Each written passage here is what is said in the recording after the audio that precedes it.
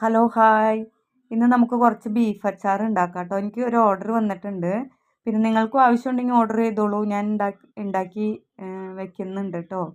അപ്പോൾ ആ beef 5 kilo beef വാങ്ങിച്ചുകൊണ്ടതിൽ വൃത്തിയാക്കി അതിൻ്റെ വേസ്റ്റും നെയ്മയവും ഒക്കെ മാറ്റി നന്നായിട്ട് കഴുകി വൃത്തിയാക്കിയ ഇറച്ചി ഒരു കുക്കറിലേക്ക് ഇട്ട് ഉപ്പും കുരുമുളക് പൊടിയും മഞ്ഞൾപ്പൊടിയും മുളക് പൊടിയും കൂടെ ചേർത്ത് ഒരു 1/4 വേവ് പാകത്തിന് വേവിച്ച് മാറ്റാം കേട്ടോ. അതിന് ശേഷം ഞാൻ പുറത്ത് വിറകടുപ്പിലാണ് കേട്ടോ ഇന്നത് പാകം ചെയ്യണത്. എല്ലാം അതിൻ്റേതായ രീതിയിൽ വരട്ടെ എന്ന് വിചാരിച്ചിട്ട്.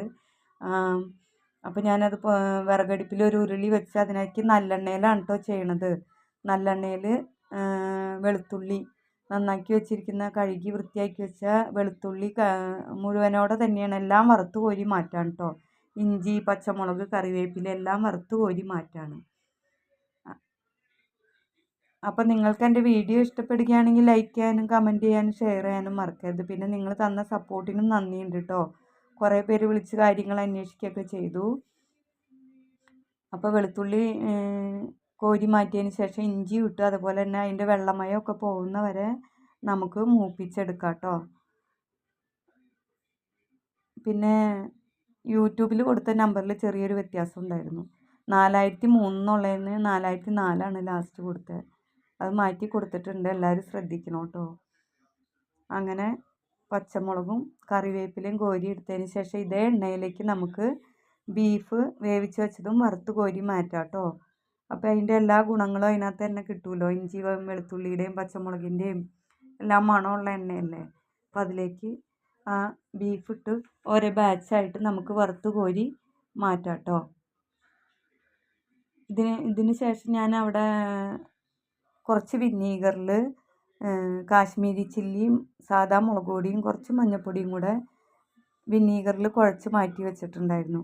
അതെന്താണെന്ന് വെച്ചിട്ടുണ്ടെങ്കിൽ ഇതിനകത്തേക്ക് ഡയറക്റ്റായിട്ട് പൊടികൾ ഇട്ടാൽ ചിലപ്പോൾ ഈ ഉരുളിയുടെ ചൂട് കൊണ്ട് കരിഞ്ഞു പോകാൻ സാധ്യതയുണ്ട്. അപ്പോൾ ഞാൻ തീ കുറച്ചിട്ടിട്ട് അത് ചേർത്ത് കൊടുക്കുകയാണ് കേട്ടോ. വിനീഗറിൽ കുഴച്ച് മാറ്റി വെച്ചത്. അപ്പോൾ വേറെ വെള്ളത്തിൻ്റെ ഇതൊന്നും മഞ്ഞില്ലല്ലോ. അങ്ങനെ അത് കുഴച്ച് മാറ്റി വെച്ച് അത് മുളക് പൊടി ഇതിനകത്തേക്ക് ചേർത്ത് കൊടുത്ത് എണ്ണ തെളിയുന്ന വരെ മൂപ്പിച്ചെടുക്കണം കേട്ടോ. എണ്ണ തെളിയുന്ന വരെ മൂപ്പിച്ചെടുത്തതിലേക്ക് കുറച്ച് ഉലുവാപ്പൊടിയും കുരുമുളക് പൊടി ഗരം മസാല കുറച്ച് കായപ്പൊടിയും കൂടെ ചേർത്തിട്ടുണ്ട്. അതിൻ്റെ വീഡിയോ മിസ്സായി. അപ്പോൾ തീ കുറച്ചിട്ടിട്ടാണ് കേട്ടോ ചെയ്യണത്. ഉരുളിക്കും നല്ല ചൂടാണ്. വിറകടുപ്പല്ലേ, അപ്പോൾ പെട്ടെന്ന് നമുക്ക് ഗ്യാസിൻ്റെ കൂട്ട് തീ കുറയ്ക്കാൻ പറ്റില്ലല്ലോ. അങ്ങനെ അത് മൂപ്പിച്ചതിന് ശേഷം വിനീഗർ ഒഴിച്ചു കൊടുത്ത് ഉപ്പും ഇട്ട് പാകത്തിനാക്കിയതിന് ശേഷം നമുക്ക് നേരത്തെ വറുത്ത് കോരി മാറ്റി വെച്ച ഇഞ്ചി പച്ചമുളക് കറിവേപ്പില എല്ലാം ഇട്ട് കൊടുക്കാം കേട്ടോ. ഇതിനകത്തേക്ക് പാകത്തിന് ഉപ്പൊക്കെ പാകം നോക്കി ഉപ്പ് പോരായ്മ ഒന്ന് ഇട്ട് കൊടുത്ത് കുറച്ച് വിനീഗറും കൂടെ ഒഴിച്ചു കേട്ടോ. ലാസ്റ്റ് നമ്മൾ വറുത്ത് കോരി മാറ്റി വെച്ചിരിക്കുന്ന ബീഫും ചേർത്ത് കൊടുക്കാം കേട്ടോ. പിന്നെ നിങ്ങൾ തന്ന എല്ലാ സഹകരണത്തിനും നന്ദിയുണ്ട്. നിങ്ങൾ ഞങ്ങളോടൊപ്പം വേണം. അപ്പോൾ ബീഫ് ഇട്ട് നമ്മുടെ ബീഫ് അച്ചാർ റെഡി ആയിട്ടുണ്ട് കേട്ടോ. എല്ലാവർക്കും ഒരിക്കൽ കൂടി നന്ദി. അപ്പോൾ നമ്മുടെ ബീഫ് അച്ചാർ റെഡി ആയിട്ടുണ്ട്.